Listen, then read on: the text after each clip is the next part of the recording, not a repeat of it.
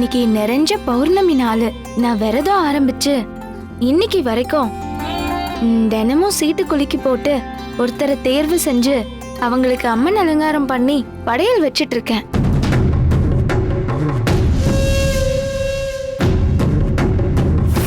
இன்னைக்கு விரதத்தோட கடைசி நாள். இன்னைக்கு யாருக்கு அம்மன் அலங்காரம் பண்ணணும்னு சீட்டு குலுக்கி பாத்துடலாம்.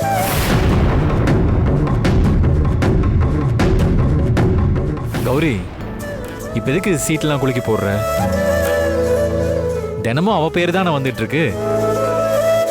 டெய்லியும் அவளுக்கு தான் அம்மன் அலங்காரம் பண்ணி படையல் வச்சுக்கிட்டு இருக்க. எனக்கு தெரிஞ்சு இன்னைக்கும் அவ பேரு தான் வரப்போகுது. பேசாம அவளுக்கே அம்மன் அலங்காரம் பண்ணிரு. அப்படி சொல்லாதீங்க சின்னையா. முத நாள் சீட்டு குலுக்கி போட்டப்ப இவ பேரு தானே வந்துச்சு. அதே மாதிரி இன்னைக்கும் நடக்கலாம் இல்லையா? இல்ல வேற யாரு பேரு கூட வரலாம்ல.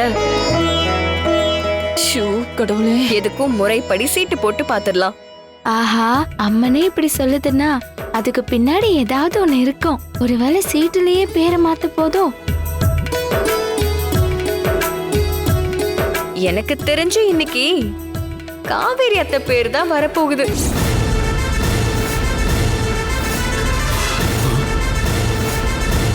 அத்தை ரெடியா இருந்துக்கங்க.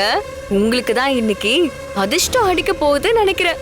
ஐயோ, எனக்கெல்லாம் அம்மன் அலங்காரம் வேண்டாமா. வேற யாருக்காவது பண்ணுங்க. சாமி விஷயம் அப்படிலாம் சொல்லக்கூடாது. ஆத்தாவோட விருப்பத்தை நிராகரிக்க நாம யாரு? நமக்கு என்ன உரிமை இருக்கு?